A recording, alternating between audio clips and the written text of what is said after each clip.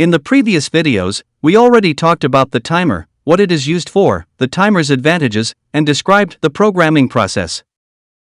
In this video, we are going to take a closer look at the timer trigger. When to use trigger configuration, and real-life applications.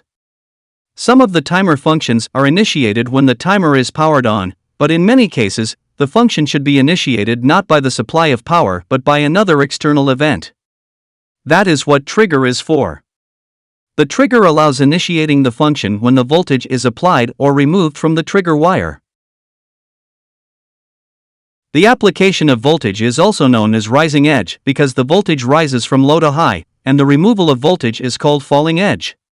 Let's take a look at the simple example. When the voltage is applied to the trigger, we want the output to turn on for a specified period, let's say 5 seconds. This would be function 14. In this example, timer has constant power, and when the voltage is applied to the trigger, the output turns on for a set amount of time. In this function, the output will turn off regardless the voltage is still applied to the trigger or not. Once output goes off, the function can be re-triggered. This example has the trigger as a positive voltage, rising edge, or what we call a high trigger. We will call it a high trigger from now on. What if we need to trigger the function when power is removed? We can configure the timer for falling edge or low trigger. In this case, the voltage is initially applied to the trigger, and when the voltage is removed, the function starts. For example, you want a vehicle fan to start and run for 5 minutes after the ignition is turned off. The ignition wire will be connected to the timer's trigger wire, and the drop of the voltage on the ignition wire will activate the output. Hopefully, you got the idea of what a trigger does and the ways to trigger the function with application or removal of an external voltage. What if you have dry contacts, a button, or a switch, and you want to trigger on switch closing or opening? Well, in this scenario you need to connect the dry contacts between the power and timer trigger wire. The dry contacts will supply power to the timer to trigger it. Pretty simple, right? But with dry contacts, we have to think about the state of the trigger wire. When the switch is not closed, there is no voltage applied to the trigger wire. This wire state is called floating. Even though the voltage is not applied to the trigger wire, the static electricity charge could raise the voltage high enough to trigger the function. You might see the random function initializations when voltage is not supplied to the trigger wire. So how do we solve this problem? Easy. We would connect a resistor between the trigger wire and the ground.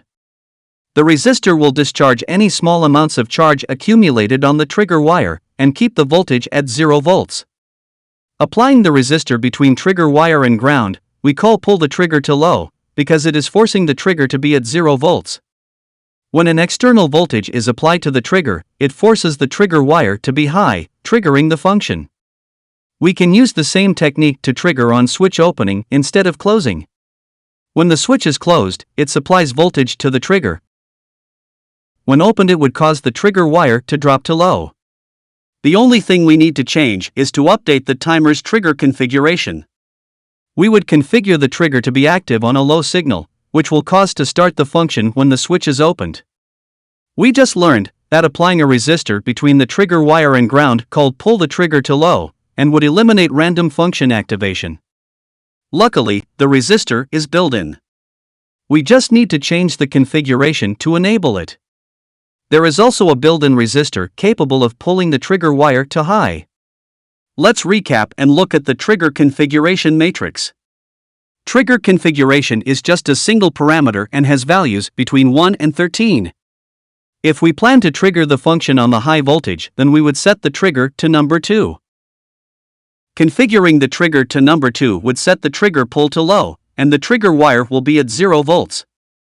We set the active trigger to high, which indicates to the timer to start the function when voltage is applied to the trigger wire. Hopefully, it is clear now why we need to pull the trigger to low when it is activated by a high signal.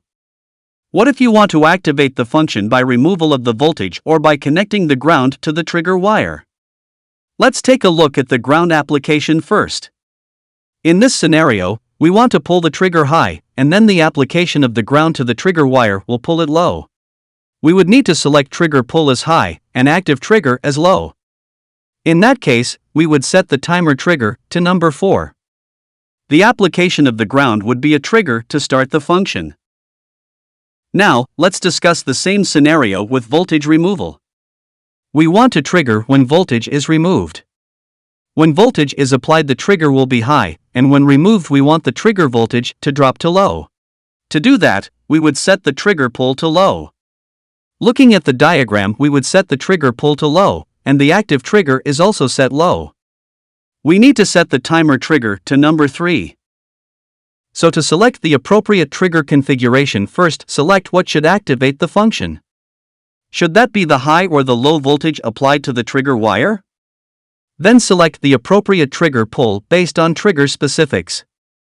The application and removal of the trigger would need to cause the trigger wire voltage to switch between high and low levels. If the voltage does not change, then the timer cannot detect the change and trigger the function. Here are common scenarios. If you want to activate on positive voltage, then set the trigger to number 2. If you want to activate on the application of ground, then set the trigger to number 4. Let's look at some more complex scenarios. We will focus on the trigger configuration highlighted in the green column. Trigger configuration number 6 is activated in the same way the trigger configuration number 2, by the voltage applied to the trigger wire. But trigger set to 6 would ensure the trigger moves from inactive to active state. Let's think about the following scenario. You want to activate the function when the trigger was low and now transition to high. So in simple terms, you want to catch the event when the trigger moves from low to high. For example, it could be a push of a button that causes the trigger line to go high. The trigger set to number 2 would normally work, except for the time when power is first applied to the timer. When the trigger is already high and power is applied, the function would start right away. But that is not what we need. We want to ensure the trigger was inactive at first and then became active. That is what the green trigger configuration is for. By setting the trigger to number 6, the timer will wait for the trigger to be inactive before it will detect the active state and trigger the function. Now, let's look at the yellow column. Those trigger configurations are only applied to a small set of cycling functions. Instead of controlling the start of the function, you might want to use the trigger as enable and disable control. When the trigger is active, it would enable the cycling function and stops it when the trigger goes to the inactive state. The trigger would act as an enabler. The trigger values are between 10 and 13. The timer has 2 trigger wires, the primary is blue wire and the secondary is green. At this time we don't have any functions using the secondary trigger. But this could change in the future. Let's change the timer's configuration and review the troubleshooting steps. We are going to configure the timer to function 14 and set the trigger to 2. The timer will activate the output for 5 seconds when the positive voltage is applied to the trigger wire. We are going to skip a couple of steps, such as connecting the programmer. The general programming is covered in another video. Right now we will focus on configuring the trigger and troubleshooting. The programmer is already connected, and the main menu is displayed. We are going to load function 14. Click on the Select Function menu, select the function 14 file, and let the programmer load it. It takes about 30 seconds.